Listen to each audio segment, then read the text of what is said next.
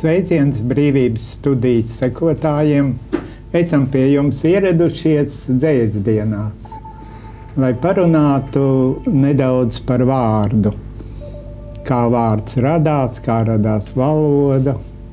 Lieta tāda, ka vārdam ir arī, kā cilvēkam ir arī dvēsele, tā arī katram vārdam ir dvēsele. Un dzejnieku tāds uzdevums ir uzrunāt šo dvēseli. Vairāk nekā caur prātu, bet caur dvēseli. Un tāpēc nākotnes profesija un nākotnes tāda visizcilākais status būs tieši dzejniekiem, tāpēc, ka šajā laikmetā cilvēks ir tādā iegrumus matērijā, un viņi tikai vārdu arvien vairāk tikai tā mieciski saprot. Bet faktiski dvēselei arī vajag barību. Un zināmā mērā dzejnieku uzdevums ir šo dvēseli apgaismot ar vārdu. Un dzejas dienas varbūt ir tāda svētīga lieta, kurā it kā atkal ir iemesls sanākt un vairāk runāt par dzeju. Bet es domāju, tas ir gauži pa maz. Kādreiz vairāk skolās un biežāk tikšanās un tās dzeju lasījumi ir šajā situācijā arvien vairāk nepieciešami tieši tīri dvēseliski.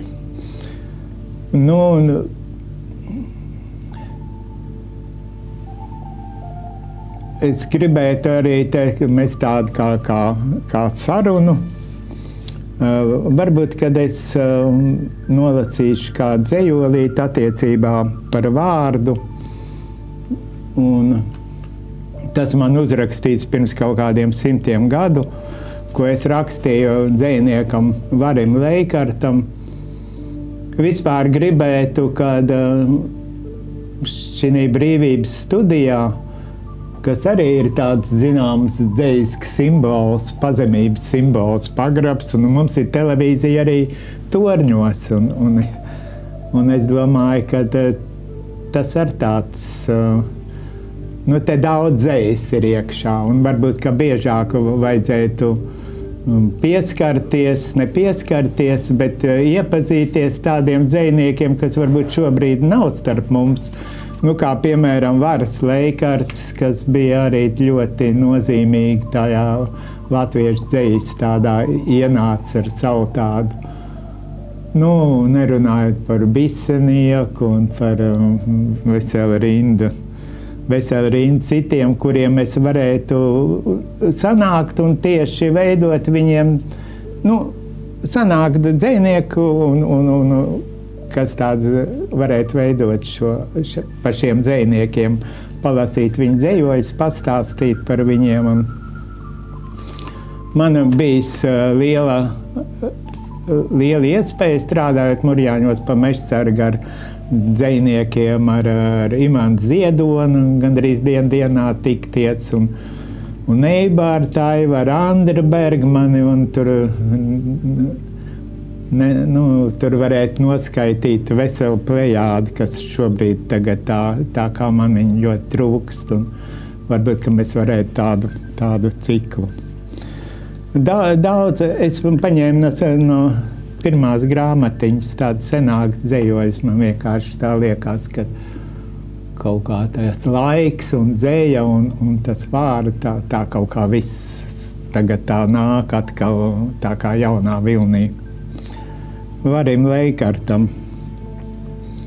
Vārds mans sākums un gals mans vārds, kā zvaigžņu trauks uz augšu tas lās, un rietu pret rītu krampjaini griež asiņu gaismām mans vārds. Ar smilšainu muti 100 spārnis vērš, pēc vārda kā nolēmēts sēdz, pēc vārda, kas tīruma zaļumā slēdz, pēc vārda, kas pusvārdā pazaudēts.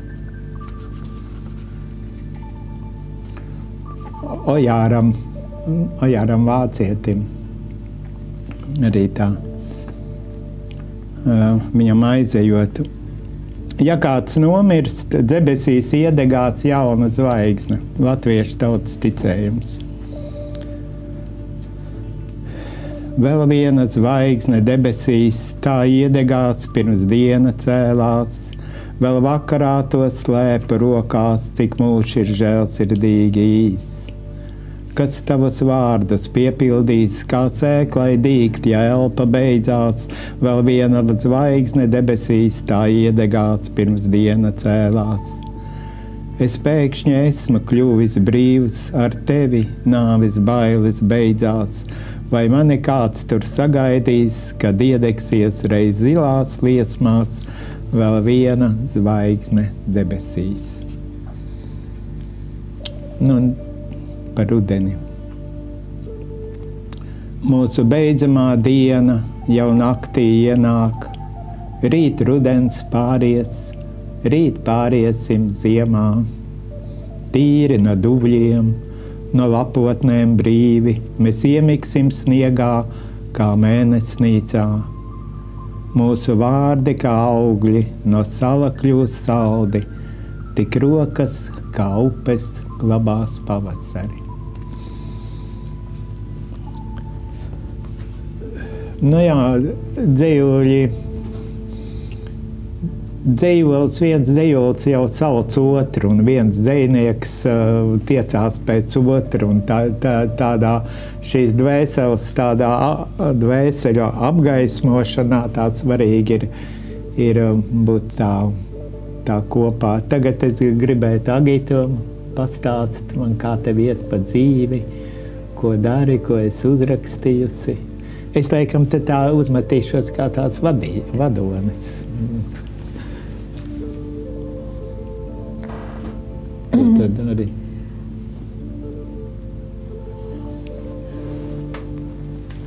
Samulsināja. Nu jā, tas ir. Tā, nu jā, mani sauc Agita Draguna, te blakus ir Vasilijs. Jā. Un, nu, es arī rakstu dzēju jau sen, un nu jā, 2 krājumi ir iznākuši gan paseni jau. Pirmais cik sen bija... Kad sāk rakstīt? Oi, Pēc klasiskā. tik sen, ka... Cik sevi ne gluži cik sevi atceros, bet 11 gados noteikti kaut ko slēpa zemes pilvena. Nu jā, pirmais krājums Līdzsvara robežas 99. gadā, otrais krājums Prāts 2005. Gada sākumā. Un, joprojām rakstu, joprojām tā,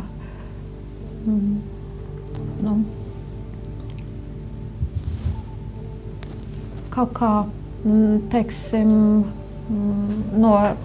es varbūt arī, tāpat kā tu, diezgan turos malā no kaut kādiem lieliem procesiem, jo, tā dzēja, kas patiešām mani uzrunā, varētu arī, viņa vienkārši nekur jau nepazūd arī, kad šie autori no mums aiziet un nav tā atrodama jaunumu grāmatu plauktos.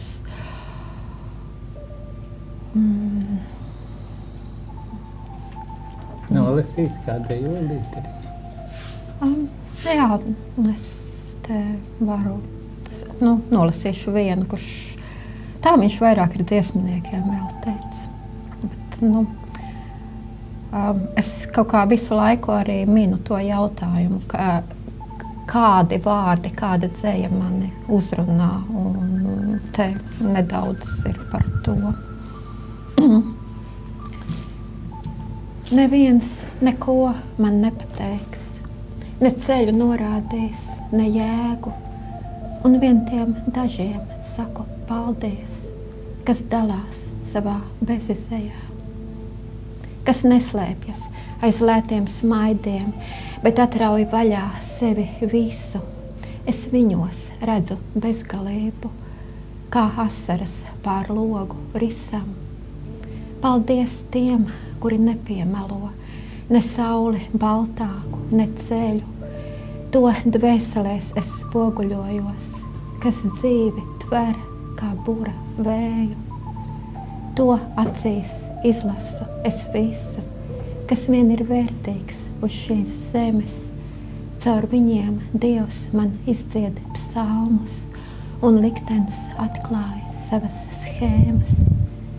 Bet sirds tāpat jau visu zina, kam viņai svešas prāta jūras. Tā droši peldas okeānā, ja vien kāds vaļā atrauja buras.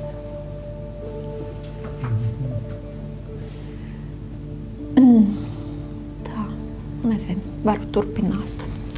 Jā, turpināt. Tāds garāks dzejolis. Nodot ir viegli kā elpot. Upē ļaudamies plosts, jau nodevis krasta cerības, auklēt to mūžīgi. Aiziet ir viegli kā mīlēt, skatoties saulrietu logā, tavas acis jau aiziet no manējām. Iesist ir viegli kā nokrist, zaļā zālē ar seju, nobrāžot elkoni, ieelpot smaržas. Aizmirst ir viegli kā smieties, dūmi un putekļi iezīmē saules starus tik tveramus, kā kāpnes līdz spraudziņām jumtā. Padoties viegli kā raudāt, zeme mīksta kā gulta, kā čukstošs nerimtīgs solījums, auklēt mūžīgi. Nomirt ir viegli kā aizmirst, pāršķirot grāmatas lapas, es jūtu vēju, kas pāršķir manējās. Dzīvot ir viegli kā sapņot, kā nezinot iedzert indi, kā noticēt meliem, raugoties sejā. Kalpot ir viegli kā vainot, cerēt ir viegli kā zaimot, ticēt ir viegli kā slēpties, cīnīties viegli kā pārprast. Zeme mūžīgi griežas dzelžainā vieglumā. Aizmigt ir grūti kā piedot. Smaidīt ir grūti kā celties. Jā, tad tāds garāks arī izrādās. Tā nav. Jā, tā gadās. Viņi tā bijās, un man kaut kā tāds diezgan liels noslēpums, tāda garāks dzejojums. Viņš ieķerās viņam tam, tad viņi nelaiž vaļā un liek vēl tāda sanāk tur. Nu jā, tāda.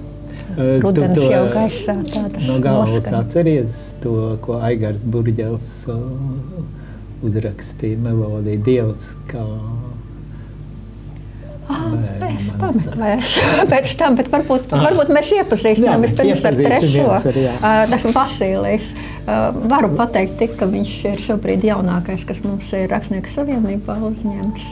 Bija tāds pārsteigums bija arī. Tur viņu satikt viņam, Viņi tagad kā Rakstnieku savienībā jaunā uzņemti. Tagad jaunākais biedrs, bet tā es jau kuru gadu trešo sanāk, vai ne? Un joprojām esmu jaunākais biedrs pēc vecuma. Es domāju, ka tagad. Nē, mums ar Ilgoni Bersonu arī bija tā saruna tajā gada, kad mani pieņēma droši vien, Vasīlijs, tu esi jaunākais biedrs pēc statusa un arī pēc vecuma, es esmu ne pēc vecuma, bet pēc gadiem savienība vecākais. Tā mēs ar stāvējām runājām miermīlīgi. Tā kā jā, tagad, man liekas, jau trešo gadu esmu biedrs. Un Rakstos jau vairākās valodās, lielākoties krieviski, un arī palasīšu krieviski gan savus dzējoļus, gan vēl dažus autorus, kas man ir personīgi ļoti svarīgi. Un tā man ir divas grāmatas. Pirmā iznāca 19. gada zem segvārda Reinis Sirmābols. Tāda iekavas un komentāri saucas, bet tur bija dzēja ne oriģinālā, bet latviskojumos Sergejs Mareina, Arvis Viguls un Ēnars Pelš tos ir uztaisījuši, un tad grāmata iznāca. Otra tieši oriģinālos ar ilustrācijām. Un agrākais arī tulkoju latviešu dzēju, piemēram, Neibartu, to pašu arī bija publicēts pirms gadiem Krievijā. Un arī mēģinājām ar kolēģiem krievu autorus tulkot uz latviešu valodu, piemēram, Mihailu Jereminu, ar kuru varbūt es tā arī sākšu. Bet tu Neibartu tulkoji? Jā, tulkojuši Neibartu. Bija tāds slavens žurnāls Inostrānija literatūra. Jā. Un bija uz Latvijas 100 gadu latviešu numurs. Tur bija gan Eglītis, gan Cedriņi, gan kas tie tur nebija. Un arī daži Neibarta dzējoliši mana atzējojuma tolaik tur fantastiski literatūra, kā teikt. Nu, tagad es netulkoju, bet lielākoties rakstu. Un pirmo autoru, tad, ja es viņu pieminēju Jereminu, viņš nesen miris, tāds no Peterburgas autors, ļoti interesants dzejnieks, iedvesmojis vairākas paudzes. Un tādi lieli klasiķi kā Brodskis par viņu bija labas domās. Un tad no 58. gada dzējolis, viņam tādas 8 rindas. Зверь барахтается бархатной плавчихой, голубою шкурой шевелит устало, мясовитой массой и плечистой угнетает розовый кустарник. Голубая шкура, как разбойник. Медвежатника настигнет в зарослях. В нем проснется жадный коробейник, карабин лишая прежней жалости.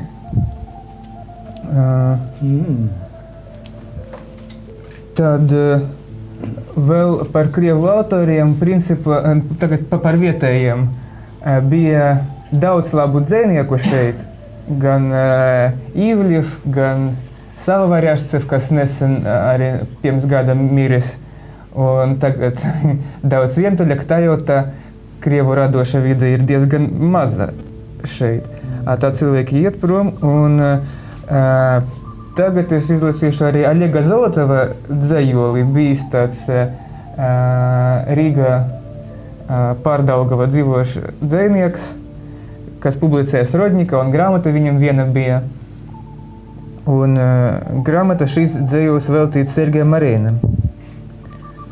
Что за бес в полукружиях окон закатом теснен, опершись головой о метель с чешуей в кулаке, опершись, как о барскую шубу в передней лакей, это Моцарт пирует хамсой, это все называется снег, это рыбьих головок с небес кутерьма и печаль, это жгут православные ворвань в золотых витражах. И не будет метелью распят пианист с этажа, но метелью сбудется, как пианист обещал. В ароматной картонной коробке апельсиновых шкурок очаг, и кальмары плетут свои страсти на южной стене, и когда-то еще догорит ледяная свеча, и хамсы еще полный карман, и за окнами снег.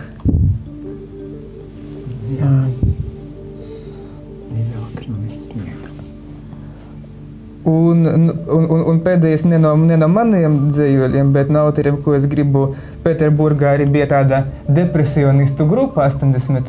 gados, tāda Dmitrij Grigorjev tur un daži citi, un tagad iznāca postmortem debijas krājums Borisam Puzina, un tas ir ļoti spēcīgs dzēnieks. Mans mīļākais dzējos no viņa lūk šāds. Мне хотелось бы не рассказывать, а рассказы. И не описывать, а уметь.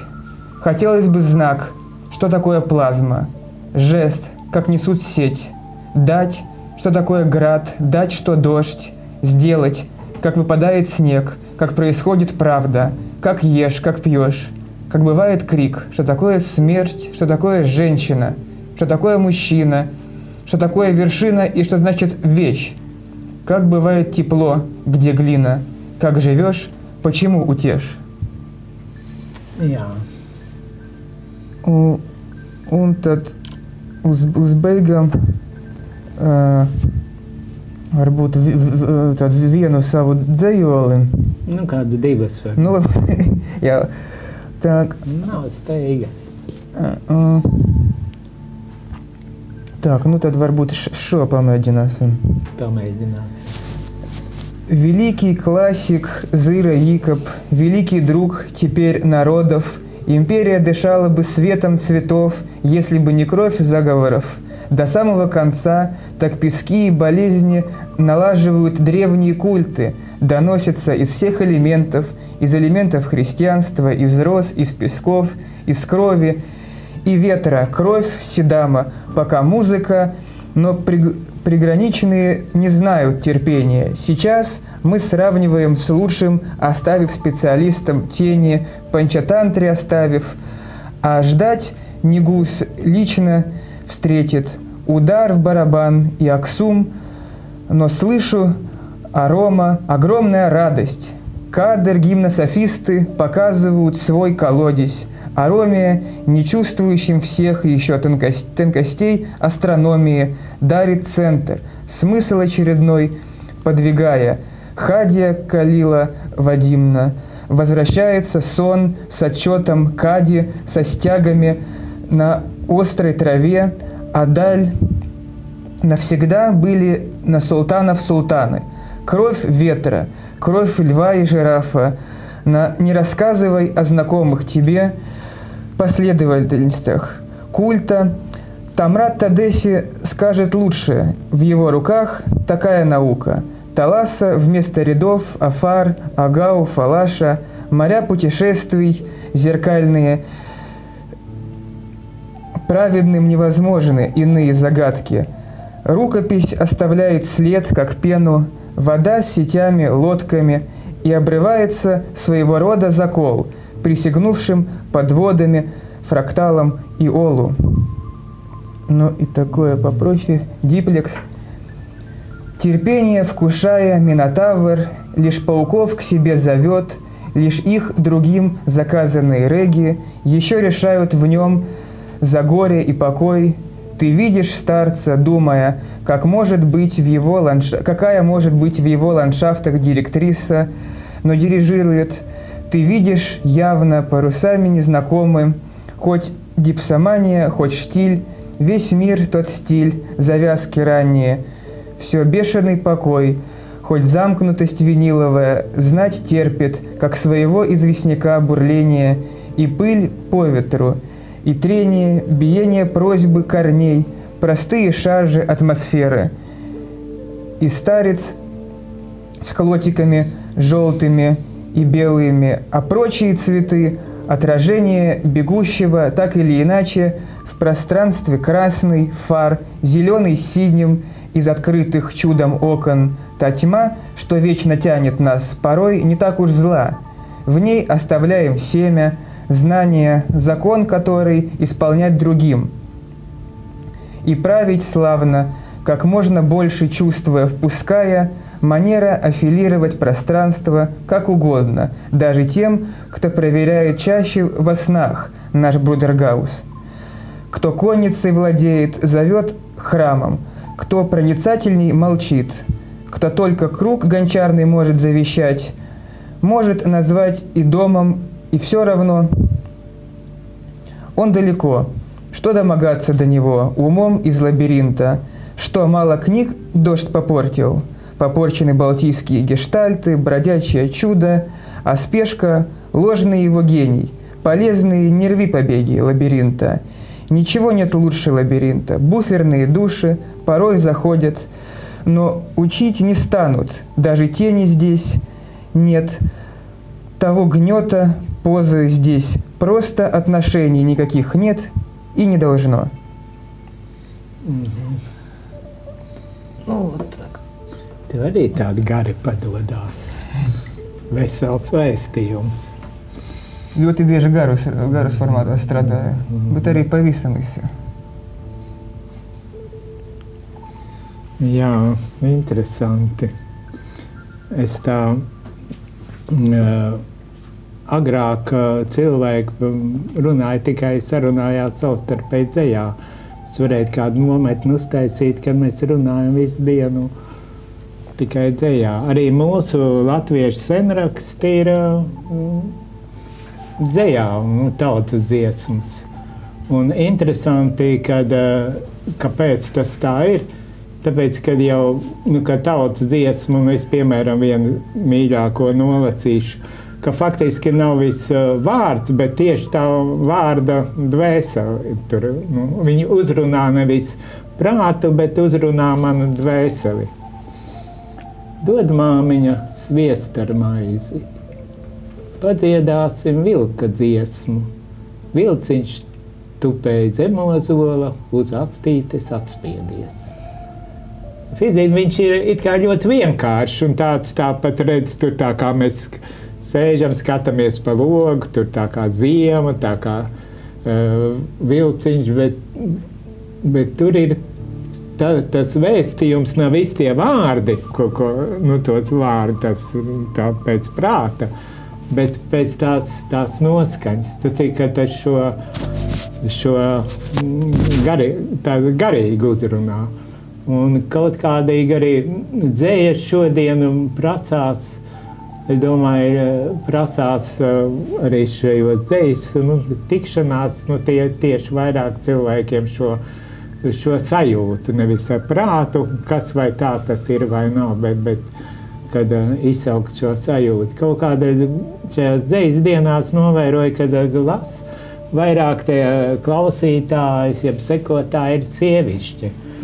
Un sieviete jau pēc dabas dotas kā turpinātāja, viņa ir pilnīgi iekšēji tāda nepieciešamība, viņa vispār dzirdēt ar dvēseles sajūtām, nevis ar prātu. Un tāpēc Agita varbūt nolas to dzejolīti par savietru. Aigariņš. Viņu ir vairāki komponējuši, man liekas, ka... Vairāki, jā? Jā, viņš tieši pie tevis ciemos kaut kad bija. Es te gan jau kaut ko citu sāku skatīt. Nē, labi, kā. Jā, uz īpaši. Tūlīt būs. Tad tur. Jā, tātad ir gan Gatis Vanaks, viņa dzied, gan, bija vēl dziesmiņa. Neatceries, ja? Jā. Pareizi. Jā. Dievs kā bērnu mani auklē, katru mirkli rokās tur. Cauru nakti mani šūpo, cauri sapņiem ved nekur. Ved vēl dziļāk dzīvē iekšā. Acu dzelmēs, elsus vēlmē, trausla asna, nāves bailēs. Klātesošs ir viņa maigums, jūras plašums, pļavas skailums, kautri asiem vējiem ļaujas. Katra priede mūsi ieslīgst, viņa neprātīgās skaujās. Bet kāds spēks mūs visus sargā, mūsu vietā visu cieš, cauri maldu akliem vāliem, mūs kā starus tumsā sviež.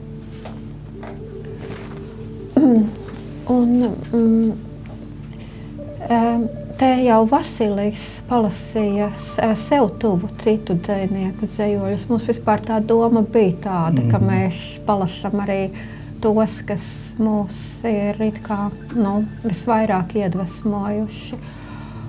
Un, protams, visus pieminēt mēs te nepaspēsim, bet man ir tā, ka man vienmēr ir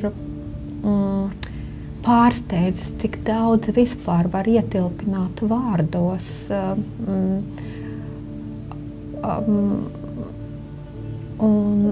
Tieši tā nepasakāmā un tā, kas tomēr ir tieši tas, ko mums visiem tik ļoti vajag. Es šādās reizēs, ja man lūdz nolasīt kādu citu autoru dzejoli, es parasti lasu Egila Bāra. Nekā no tevis neatminu, viens liežu dunoņa, kā sniegi snieg, vien kādai nāvei nemirstību svinu. Nekā no tevis neatminu, vien krūtīs vientuļš pārmīnieks, uz tavu balsi asins riti liek.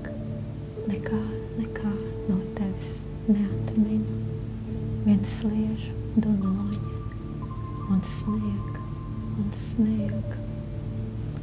Un vēl viens autors, kuru man gribētos pieminēt, ir Knups, kas nesen no mums aizgāja.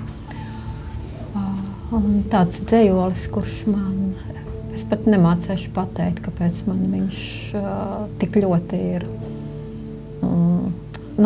katrā ziņā tāds dzejas pilnskanības mērs man viņš vienmēr ir bijis. Dobšs ziemas korāls, no kura vaigi svilst, ledus kristāla skaidrība, kurā sāpe milst, dzīves samta ērģelis, kurās vēl vasarojam, melna pazemes pēdre, no kuras netiek projām. Kā lai noķer to pēli, kas dvēselē grauž un grauž, kā lai nosauc to nastu, kas rokas iz pleciem lauž. Varbūt, ka tā ir laime, kuru gaidījām mēs, kas zaļu guļas vietu sniegājos izklausēs. Tā, došu atkal tādu vārdu tālāk. Jā. Es tagad nobeigšu ar man tādu ļoti draugu un piedzīvojumu līdzdalībnieku un Aivaru Neibarta dzejolīti. Un pēc tam arī jums būs tā iespēja, cienījamie brīvības studijas sekotāji, dzirdēt viņu balsi. Ja. Es viņu dzirdu joprojām, ik pa brīdim. Pa Neibartam te varētu gandrīz atsevišķu, kā saka, veselu raidījumu.